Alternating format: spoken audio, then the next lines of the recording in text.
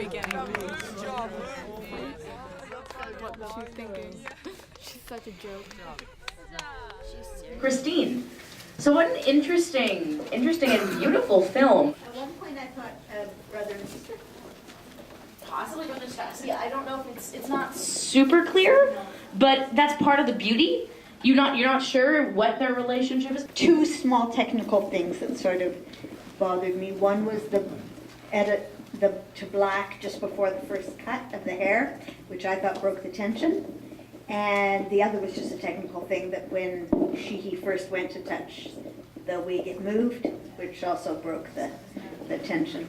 And I just felt like it had so much potential to explore the frustration or the angst and it didn't quite go there. So the conflict wasn't strong enough and it didn't really go anywhere, but there were some beautiful moments.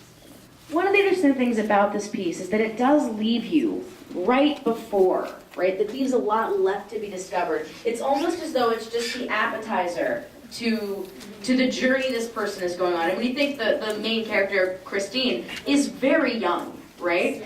And that might be half of it, like the journey is so far from over. And they actually leave you on this moment with the significance of her name. I guess she thinks that Chris is just far too close to Christine.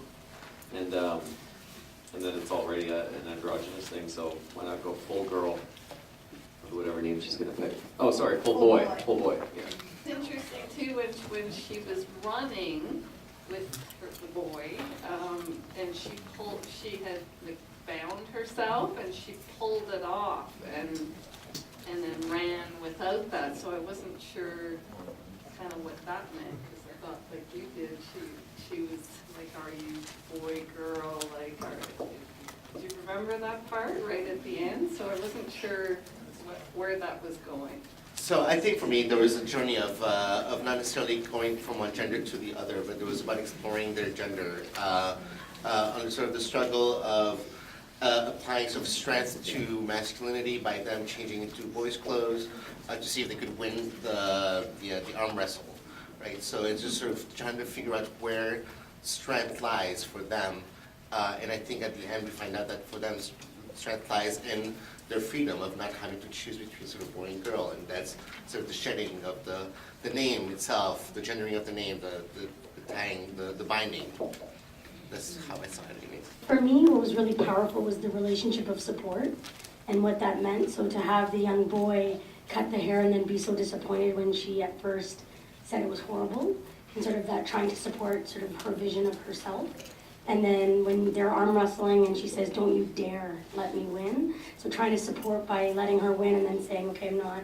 And supporting with like trying to figure out what name would work and sort of that relationship finding itself by sort of negotiation of what she wanted and him trying to figure that out. And I found that so powerful and so beautiful.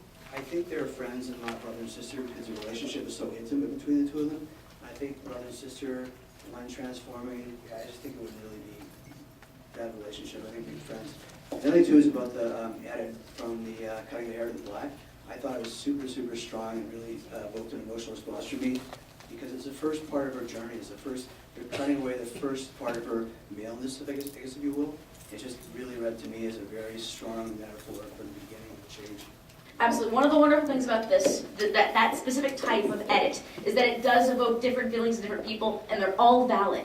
And I think it's interesting. I know that it's left open what the relationship between the two children are, brother, sister, cousins, friends. I remember reading it and thinking, oh, I wonder if they're watching it. In my reading, it was like, I wonder if the boy has a crush on the girl. Maybe. I'm sure a lot of people were like, because he does that thing where he holds Christine's hand. And of course, I want to read it as, oh, he just wants to hold her hand. He's only doing the arm wrestle because he wants to hold her hand. And then I thought, well, the whole point of that moment is like, look, our hands are exactly the same. And it's hard to say what the reading is at the end, but that's the beauty of it. You're left up to interpretation. It could be that Christine doesn't want to choose one or the other yet, or that the journey has only just begun. And when they're running through the field, all the flowers are just about to open. They accomplished a lot with a minimal amount of dialogue.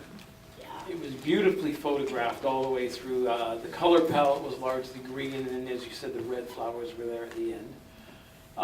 The sound design was incredible. The water and the birds and all that. They found some lovely outdoor space to shoot this movie. I don't know where they were, but it was just they had everything they needed up there, and it was very bright to look at. So I just liked the whole look and the sound and all that. The haircut, if you've never given somebody a haircut before, you'd probably do a much worse job than he did. I wouldn't know how to cut somebody's hair. So I didn't think it was that terrible, considering it was done by a boy who probably had no idea what he was doing.